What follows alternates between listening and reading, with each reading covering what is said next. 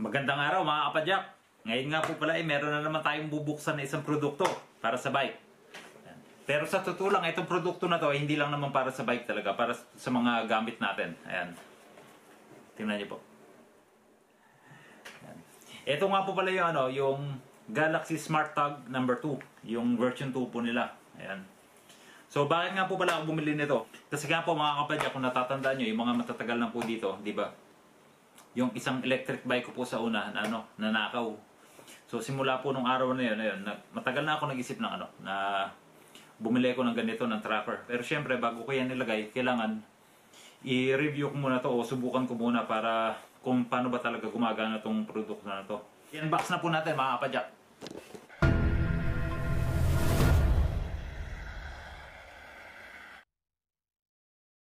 Ayan, so yung box niya mga kapadyak, ito lang naman, napaka-simple lang, maliit. Ayan natin yan. So sa loob ng box niya, ito lang ang laman. Ito yung guide niya sa kung paano gagamitin to. Tapos, maliit lang na box. Ito yung mismong device mga kapadyak, ayan. Tingnan natin. Ayan. So ganyan lang siya kaliit mga kapadyak. Tapos, ito, may SIM tool din dito, yung SIM ejection tool. Ito naman yung ginagamit para sa pagpapalit ng battery. So ngayon mga kapadyak, susubukan ko na, ready na tong device ko, naka-open na. Tapos hihilahin ko lang tong mismong sa battery, yung parang protector niya para hindi gumagana. Ayan, so narinig nyo na. Tapos ayan, may nag-pop up na rito na so i-add ko yan. 2,000 years later. So ayan mga kapadyak, napapansin nyo, nandito na siya sa nag-open na yung map niya para Ayan. Tapos pwede rin nating halimbawa, etong smart tag natin, kung halimbawa natin, pwede nating i-ring yan.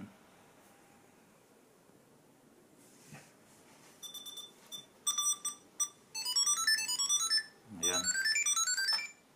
So stop. So ayan mga kapadyak, okay na-install na natin dito sa bike. So para sa akin okay naman talaga siya yung application, okay naman din siya gamitin na kung paano i-connect dito, kung paano hanapin yung bike. Kaya lang, ang na-expect ko talaga na sobrang dali na hanapin yung bike. Pero ang mas maganda lang talaga, kung titingnan mo sa map, halimbawa kung gaano kalayo, makikita mo talaga kung nasan yung nasan yung location ng bike. Kaya lang hindi mo makikita agad specific na location kung nasan talaga nakalagay yung GPS. So pero kung malapit ka naman naman talaga, merong search nearby. So makikita mo rin sa bilog, magi-green yun. Tapos papalaki yung green pagka yung papalapit ka. Tapos pagka medyo malapit ka na rin sa device mo, sa sa GPS, so pwede mo siyang i-ring, di ba? So okay din. Ayan. So ito, malaking tulong din to sa akin kasi nga syempre, tulad ng sinabi ko sa inyo kanina, na nakawa na ako ng bike sa una, e-bike. So napakamahal nun. Pero natulungan naman ako ng insurance. So okay lang. Kaya lang boring talaga. Nakakabuisit talaga na mangyari lang yung ganun. So ngayon, kung matatrack ko talaga kung nasan, di ba? So ayan mga kapadyak, itatrack ko dito sa nandito sa mapa yung bike. So titingnan natin. Yung kulay pula yun yung pinaka-bike, tapos yung blue ako. So tingnan natin mga kapadyak. Pinapakita pala dito sa map kung nasan.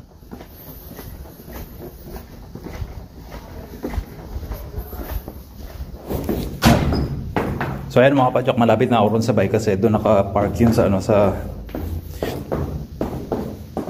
sa first floor. So ayan mga kapadyak, nakita nyo naman kanina sa trabaho, nag-navigate ako doon sa na ipinapakita talaga doon sa map na kung nasan yung bike. Pero ang napansin ko lang nung nilagay ko siya ron sa football stadium sa